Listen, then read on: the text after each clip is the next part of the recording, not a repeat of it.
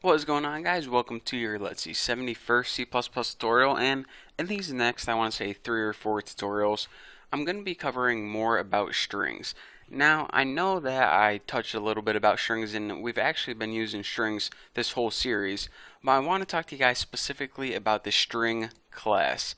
Now, the cool thing about these next couple tutorials is there aren't a lot of confusing concepts that you guys need to understand, but the string class gives us a bunch of functions that, well, let me tell you guys this. Whenever you're building a program and you don't know how to do something, that you usually want to look it up in the documentation, and if there's, an advanced function in order to do something, it'll tell you how to do it. But some functions, like how to print stuff out on the screen, are essential to have in your memory.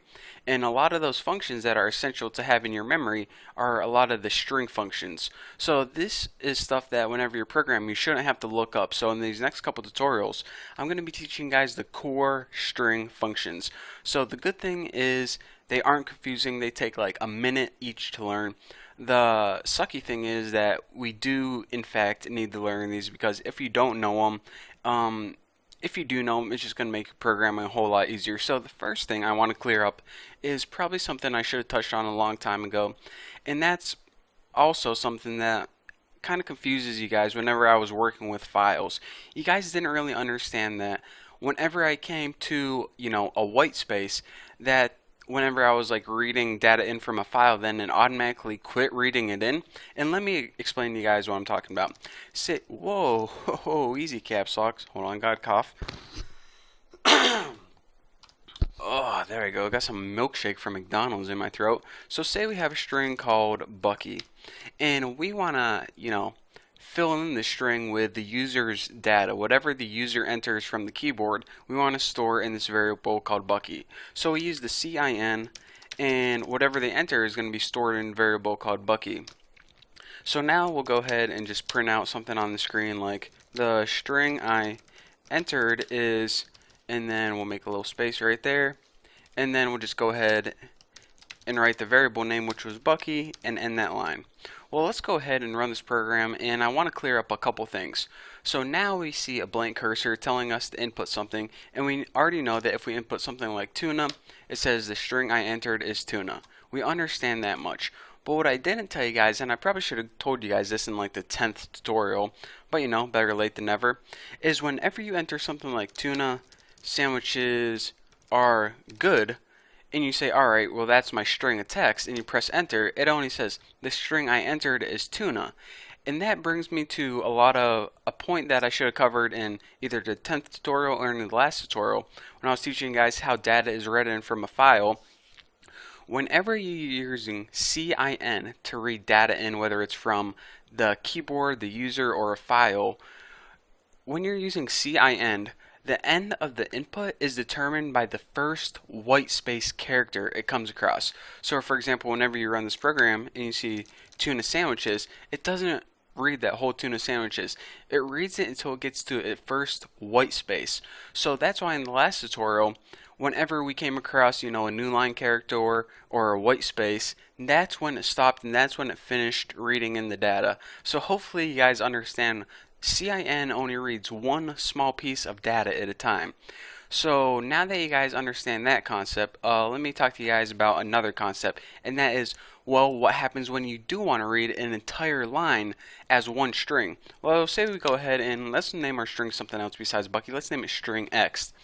Whenever you want to read an entire line of data, here's what you do. You go ahead and write the function getLine, and go ahead and write CIN, and just go ahead and write X.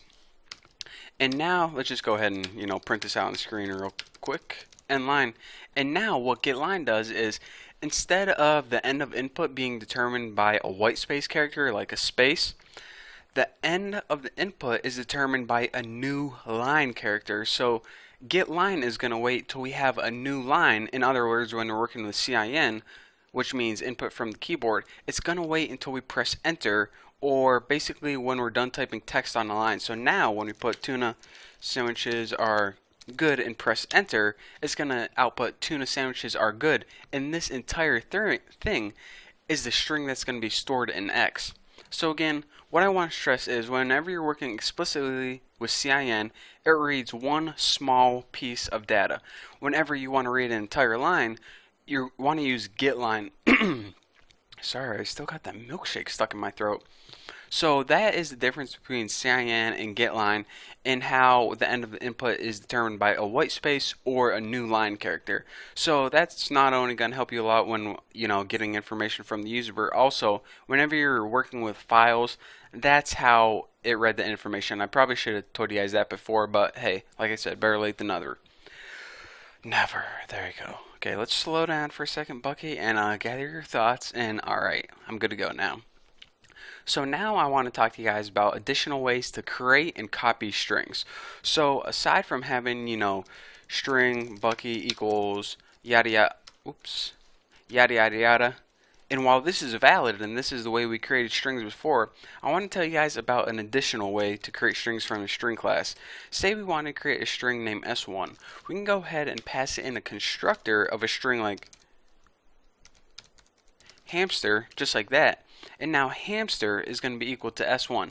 Again, like I said, just two different ways of doing the same thing. But why do we need to know this? Because whenever we're working at a company and someone creates a string this way, we don't, think it's something totally different or some class that they made up. We know that, don't freak out. It's just the same way of creating a string. So if we want to create a blank string, we can do something like this. And let me go ahead and create another blank string because I'm going to be showing you guys an example later on. So anytime you want to copy a string, you can do so in one of two ways. The first way, which you guys probably could guess, is you can set string 2 equal to string 1, which is hamster. Now this is a valid way of copying a string, but some people also want to use a function from the string class, and that's called assign. Now assign isn't really a good word. They probably should have just named it copy, but it does the exact same thing. In that, say you want to have S3 and you want to have this, actually we have it right there. It already pops up for us. Assign string 1. These two, with the exception of being string 2 and string 3, these do the identical thing. Each of these functions copy this string to this variable right here. So again, just to prove it to you guys, let me just print out all these on the screen. We'll print out S1, S2, and S3, and just go ahead and end that line. And whenever we print it out, we can see that all these things, hamster, hamster, hamster, do the exact same thing. So again, what this line of code does is it's just an additional way where we can go through the string class and we can create a string using the constructor. And what this does right here, this assign, is basically an alternative to copying strings. So with that being said, I want to talk about one last thing, and hey, I guess I can. Okay, the last thing I want to talk about in this tutorial, and I'm probably going to go over 10 minutes, and I hate making videos over 10 minutes, but I'll do it, is strings are arrays of characters. They're not like arrays of characters, and they're not similar to arrays of characters. Strings are indeed arrays of characters. So let me go ahead and make a string called S1, and I'll set it equal to OMG WTF barbecue. Good enough. So now I want to stress that anything you can do to an array, you can do to a string. So let's go ahead and see out something like S1, and say we wanted to output one of these characters, and these characters are elements in the string 0, 1, 2, 3. So this W is S13.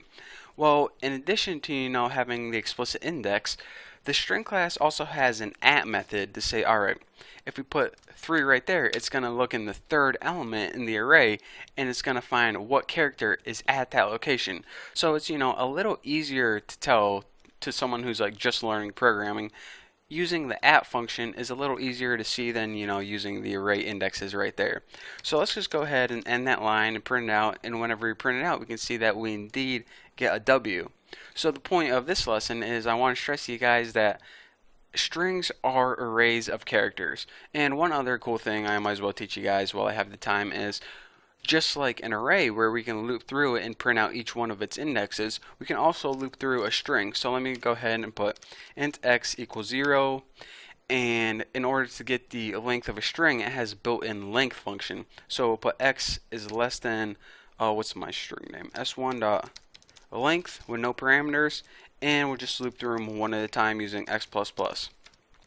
So now what we need to do is just print out on the screen s1.at, and as a parameter we can just go ahead and type in x, because what x is going to do is it's going to say, alright, it's going to start at 0, remember this is the 0th element in the array, and it's going to count the length of the string, and it's going to loop basically from the beginning till the end.